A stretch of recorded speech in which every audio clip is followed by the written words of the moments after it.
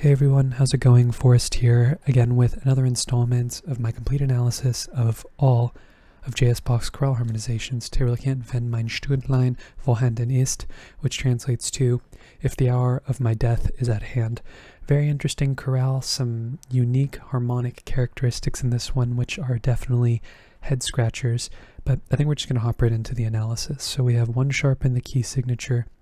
We start with G major, we end with G major, so I reckon the overall tonality is G major. Passing tones in the lower voices here before we get B, G, D, and D, which is just taking our G major chord and inverting it. No need to reiterate the Roman numeral. And then we have B flat, G, C natural, and E, which is a C7 chord in third inversion. And I think this is a 4-4-2 chord that is being borrowed from the parallel minor, melodic minor. If you harmonize a 4 chord in melodic minor, you get a dominant 7 chord. Generally speaking, 4 as a dominant 7 chord would, from a secondary dominant standpoint, be tonicizing 7, which is in most cases a an unstable chord because it's usually diminished, so it can't be traditionally tonicizable unless you're tonicizing maybe a subtonic 7th like a D major chord. But instead we do get a progression to the 7 chord of the scale, A, C, and F sharp, so we do see the root relationship that we would expect, but the quality of the chord I think is sourced from the parallel minor. Definitely a bit of an interesting chord here, but I do think it's just mode mixture that's going on here. But we still get a 4 to 7 chord progression, which I think dispels a lot of the confusion that might arise when seeing this chord, because typically we'd expect a C7 chord to resolve to F, or maybe to B, I guess, as like maybe like a German augmented sixth, but that's not how it's being spelled or how it's being presented. So I think we're seeing it here just being borrowed from the parallel minor, and it's a chromatic bass line going downwards rather than upwards. So typically descending chromatic bass lines do give us a bit of, generally speaking, a bit more interesting harmony to analyze than ascending chromatic bass lines, so very cool. After our 7-6 chord we get G, B, D, and G, which is our tonic triad and root position. Then we get F sharp, C, D, and A, which is D7 over F sharp, 5-6-5.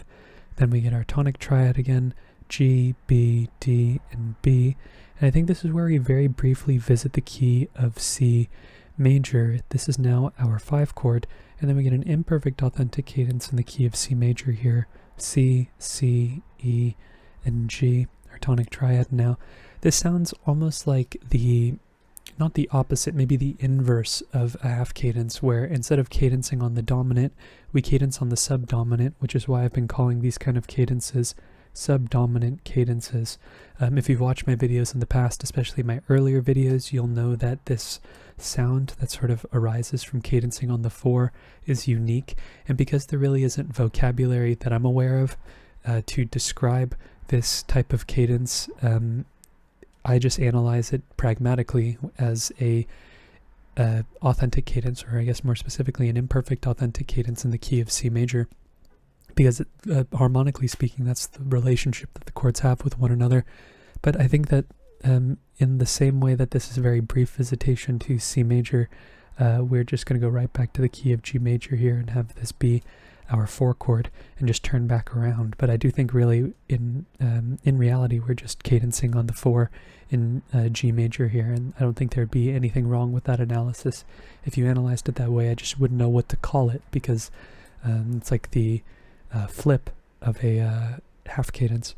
But the next phrase, we spend the entirety in G major and we get an imperfect authentic cadence in the key of G. So we have G major to start things off, G, B flat, D, and G, B natural. I'm still thinking about this B flat here, which is really fascinating, but 2 B naturals here. This is just our tonic triad with a passing tone in the melody. We then get F sharp, A, D, and D, which is our 5 chord in first inversion, D major over F sharp. Passing tones in the bass and the alto before we get D, A, F sharp, and D, just taking our chord and inverting it. No need to reiterate the Roman numeral. And then we get E, G, G, and B. It's a 6 chord, E minor, bit of a deceptive progression here.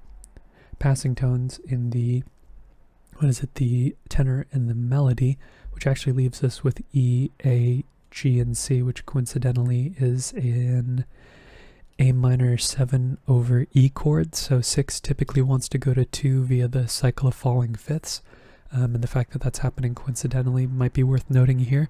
But the chord that we get after the fact isn't what we would expect. We'd probably expect some type of 5 chord or some type of dominant at least, but we don't necessarily need to get that. In this case, we get a B diminished chord. We have B, B, F, and D. And coincidentally here, Bach is not only using a secondary dominant, which happens to be 7 of 4, but he's doubling the leading tone. Check this out, B and B, which in the key of G major doesn't really raise any red flags, but in the key of C major, this is a doubled leading tone. So definitely curious what's going on here. It's the secondary dominants or the borrowed chords in this chorale that are the ones that are the most interesting. But yeah, we see 6, I mean, in the grand scheme of things, we really have a 6 going to 4 progression, and the 7 of 4 is just an intermediary chord, but 6 going to 4 is kind of an unusual progression anyways. But regardless, we do go to 4, so the chord resolves the way we would expect. But B, I think, not necessarily forgiving, that's kind of harsh, kind of like a Catholic language, but it's really being prepared as a suspension for the next beat. But the leading tone is doubled nonetheless in this context, so I think that's pretty fascinating. We get C, B, E, and C here, which is an incomplete 4-7 chord. C major 7, that takes us to D7, D, A, F sharp, and C. And then we go to G major, G, G, D, and B. Tonic triad root position, which leads us to our next phrase, which leads us into the realm of E minor. We start the phrase off in G major, and then we move to E minor around this D sharp here. So we start off with another G major chord, no need to reanalyze. G, B, D, and B. And then we get F sharp, A, D, and C, which is another D7 chord. This time it's in first inversion. Then we get G, B, D, and B, which is our tonic triad. And coincidentally, I think it's the place we move to the key of E minor. I think there are 2 ways you could really analyze this chord. I'm only going to show it this way because I'm running out of space here, especially because we have a fermata underneath it, unfortunately. But this is I feel like a chordal morph, where we don't really have a progression of 1 going to 6 here, of G major going to E minor, but rather the E replacing the D here and the alto makes it feel like G major is turning into E minor rather than there being a progression where all of the voices are contributing. Bach does this with chords all the time that creates situations of ambiguity where you have to interpret the chord, but I think this is somewhere in the space between the chord being the same and the chord progressing. It's like the chord morphing from one into the other, but it's not quite a chord progression in my opinion. And if you've watched my videos in the past, you've probably heard me talk about this at length. But regardless, 3, it's quite common when Bach modulates and uses the 3 as the common chord to go to 5, which is what we get here. D sharp, B, F sharp, and A. That's B7 over D sharp, another 5-6-5 chord. And we would expect the tonic afterwards. E, B, G, and G, which is our tonic E minor. We have some passing tones in 3 of the voices here, leaving us with F sharp, B, F sharp, and A, almost like a B7 chord, but we don't have that integral, D sharp that we need to fully contextualize the chord. So it's almost being referenced, it's basically being referenced here, but I'm not going to mark it on the page. That's why videos are really handy, because I can talk about it without having to have a really overly cluttered piece of paper, or at least more cluttered than it already is. But after these passing tones, we have G, B, E, and B. That's just taking our E minor chord and inverting it. Passing tone in the bass, and then we get B, B, D sharp, and B. It's a 5 chord, B major without the 5th. Passing 7th in the melody, and then we get E minor, E, B, E, and G. Tonic triad root position. Okay, next phrase, we get another chromatic bass line, and it's an ascending chromatic bass line with a really fascinating chord progression that goes on here that I don't fully know what's going on, but I'm going to speculate about what's going on. We shall see. Regardless, we're moving back to the key of G major. We start off with an E minor chord, E, G, E, and B. It's still E minor in the key of E minor, so we don't need to reanalyze there, but it's also our 6th chord in the key of G major. We then get F natural, B, D, oh, the C is a passing tone, sorry, F natural, B, D, and D. We have a B diminished chord here, and we've seen B diminished before. In this case, it is in 2nd inversion, and it is technically 7 of 4, because B is the leading tone to C. Sorry, I had some brain fog there. You could potentially analyze this also as D minor, right? F, A, D, and D. The root is doubled. If that were your analysis, that is. But 5-6 here, a minor dominant, we would be borrowing from the parallel minor. It would be a minor dominant, which is already pretty exceptionally rare. But I'm more inclined that from an analytical standpoint, this is a B diminished chord. And the main reason why is because of what it is alluding to. B diminished in this context would typically resolve to C major. But instead of going to C major, Bach goes directly to D7, F sharp, C, A, and D, 5-6-5. So we have a secondary dominant here, and Bach has done this in the past, or at least in previous videos we've come across chords like this one. That's what I was trying to say. This idea that 7 of 4 really only has one logical destination when it comes to Bach's harmonic acumen, and that is 4, right? We saw 7 of 4 go to 4 earlier, but with B diminished sort of implying that resolution to 4, also in this chromatic context, Bach just skips the resolution and goes right where the following chord would go, which is presumably 5, or, it could go other places, but typically 4 predominant chords would resolve, or not resolve, but progress to a dominant. And I think that really what this is doing is just skipping out on the resolution and just instead implying that C major must come next. Therefore, I'm just going to go to D major. It's a wacky chord progression, but a cool one nonetheless. It could also be chord borrowing from the parallel minor. We saw Bach borrow from the parallel minor in the first phrase. It's not impossible, but the fact that it would be a minor dominant, it's kind of difficult to say. It really is challenging to know whether or not that's exactly what's happening. I think it's more likely that it's this referential chord here, sort of preparing for the D chord on the next beat, but B diminished, definitely really fascinating. Don't really know exactly what's going on there, but that's my best guess. If you have a better idea, let me know in the comment section. But after our 5 chord, we would expect 1. That's what we get. G, D, G, and B. Tonic triad. Little passing tone here in the tenor 2 before we get G sharp, F, B, and D. Another secondary dominant here. This is G sharp fully diminished 7th, which is our leading tone chord to A minor. And A minor is our 2 chord, so therefore this is 7-7 of 2. And then we get E minor, our tonicized chord, has the 9/8 suspension over the bass. It's common for tonic triads, right? A minor isn't our tonic, but it's our momentary tonic to have a 9/8 suspension. I've talked about that a lot recently, and it's just a common thing, a common occurrence in Bach's chorale writing. We then get D7, D, F sharp, A, and C. And then we get G major, G, D, G, and B, root position tonic triad.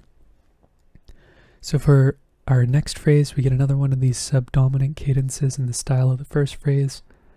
We're going to move very briefly to the key of C major at the beginning of the right at the end of the phrase, and basically pivot right on back to G major afterwards.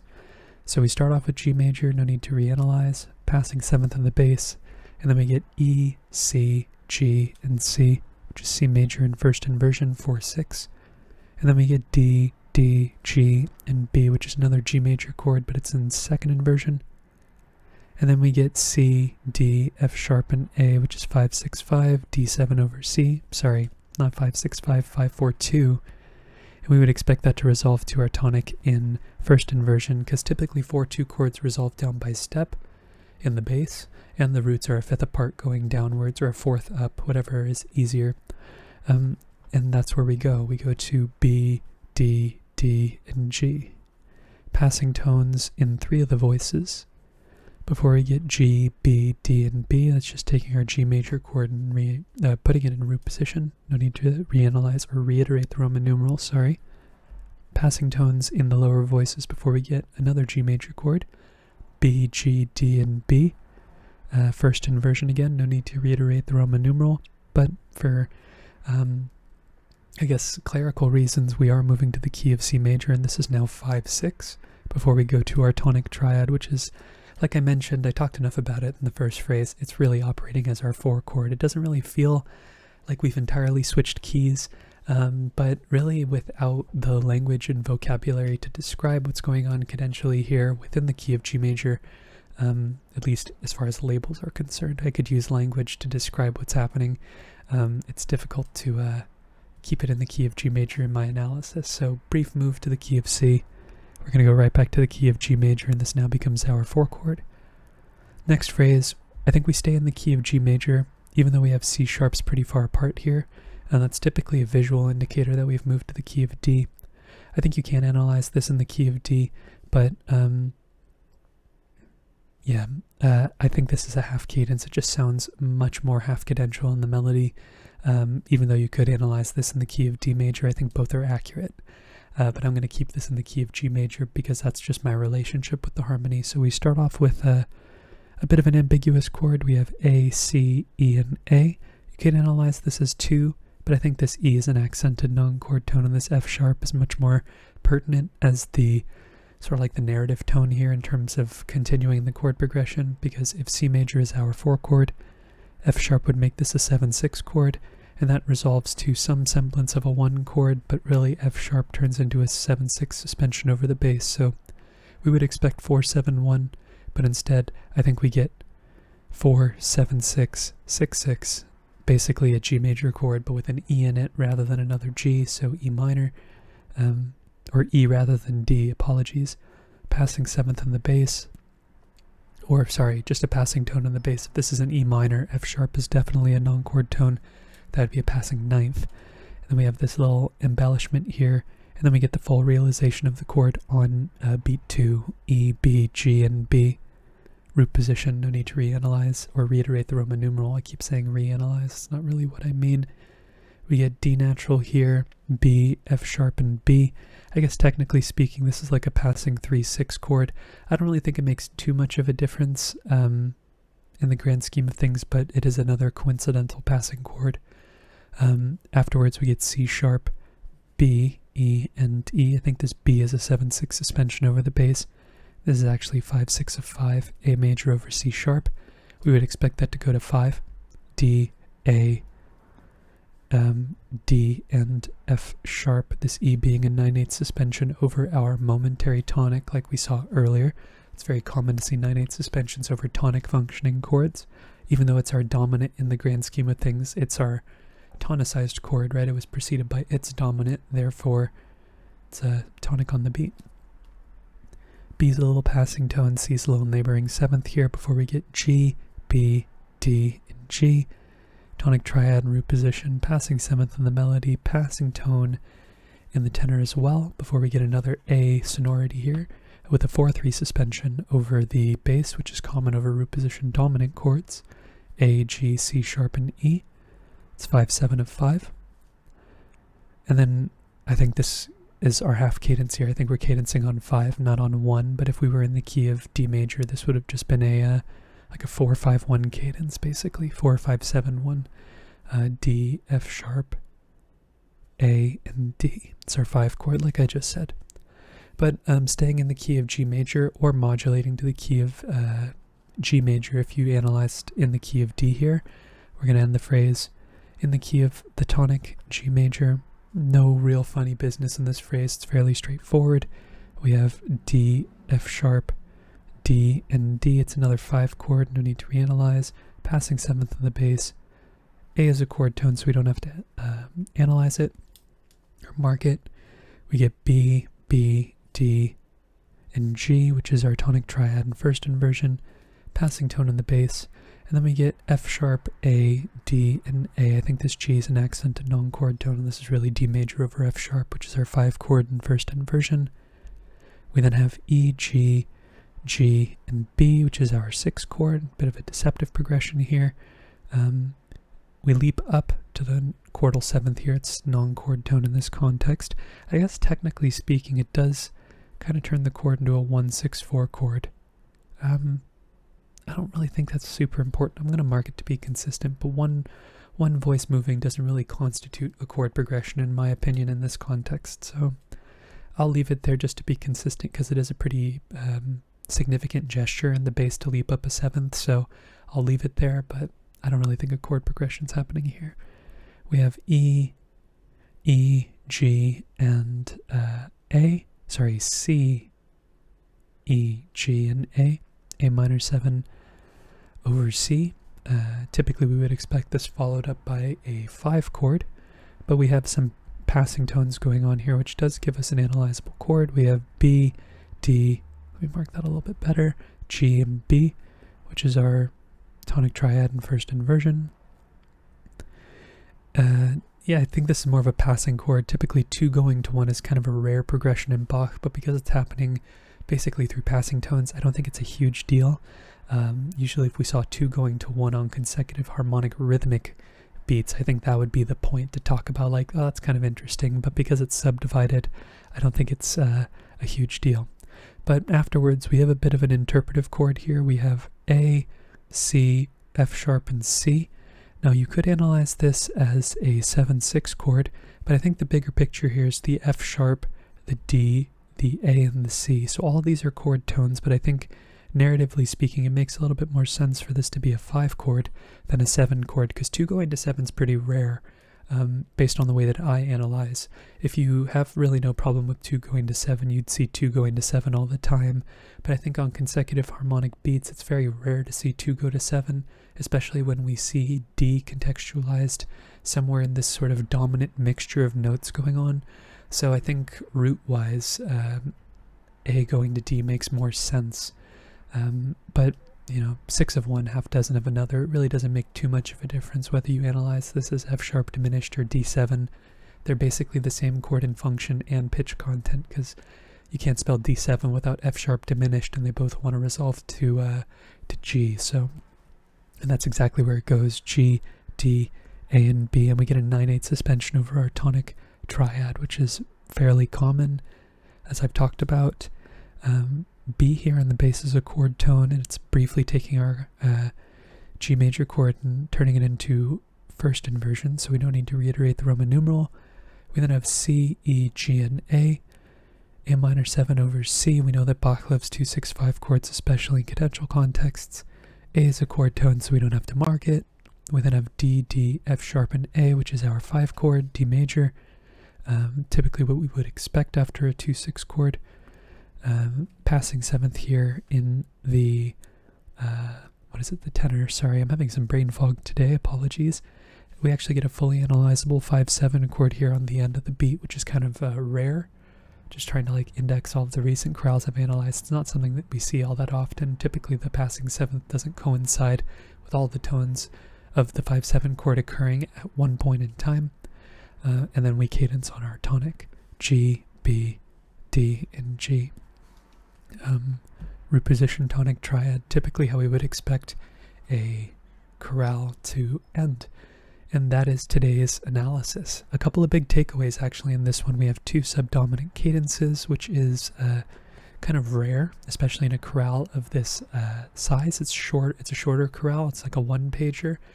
I think we've seen chorales with multiple subdominant cadences in them, but they've been, multi-page chorales, so there's more room for interesting quirks to happen, but it's kind of cool that this chorale has 2 of them.